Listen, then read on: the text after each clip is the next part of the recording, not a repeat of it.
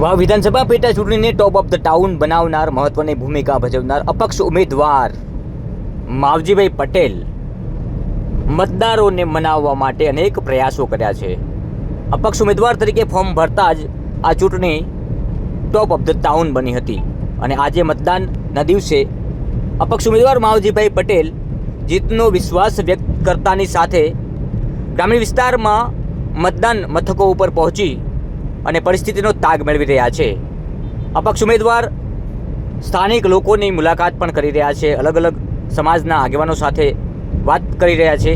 આપ જોઈ રહ્યા છો, આ દ્રશ્ય છે વાવ વિધાનસભાના, જ્યાં અપક્ષ ઉમેદવાર તરીકે ભાજપમાંથી બળવો કરીને અપક્ષમાં ફોર્મ ભરતાની સાથે જ ભાજપને પણ બેકફૂટ ઉપર લાવી દીધું હતું અને અનેક આક્ષેપો પ્રતિ આક્ષેપો થયા, પરંતુ માવજી પટેલ ના ડગ્યા અને આખરે ચૂંટણી લડ્યા।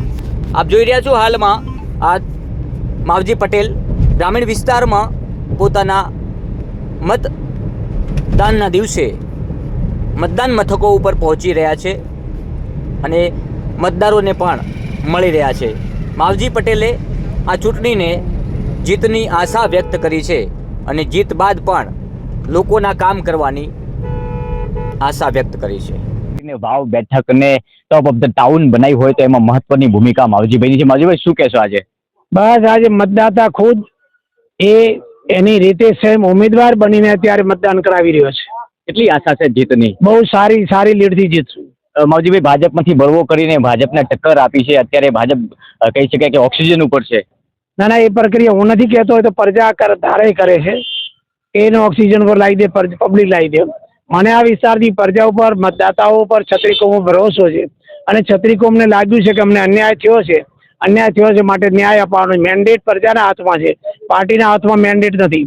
અગાઉ પણ મેન્ડેટ તો આપ્યા હતા અને હારીને ગયા હતા। માવજીભાઈને પ્રજાએ મેન્ડેટ આપ્યો? હા, પ્રજાએ મેન્ડેટ આપ્યો છે। બહુ આક્ષેપો થયા માવજીભાઈ? નહીં, એ તો એમનો ખુદનો વિષય છે। હું આજે એમની સાથે નથી એવું નથી, હું તો વર્ષોથી છું। એ દિવસે માવજીભાઈ સારા હતા, હવે માવજીભાઈ ખરાબ થયા। વાવમાંથી ડરીને થરાદમાં આવ્યા ત્યારે હકીકત માવજીભાઈ સારા હતા અને હવે માવજીભાઈ ખરાબ થઈ ગયા। માવજીભાઈ 27નું રણસિંગુ ફૂંકી નાખ્યું એવું લાગે? ના, એ તો હવે આ સમયનું કામ કરશે, ટાઈમનું કામ કરે। કાલે શું થાય કેને ખબર છે? ન જાણ્યું જાનકી નાથે કાલે શું થવાનું છે એને ખબર નથી। જીત બાદ શું નક્કી કરવાના? જીત બાદ પ્રજાના પ્રશ્નો, આ પ્રજાનો અધિકાર, પ્રજાનો રાઈટ, ગરીબમાં ગરીબ માણસમાં ન્યાય એ કરવાનું છે।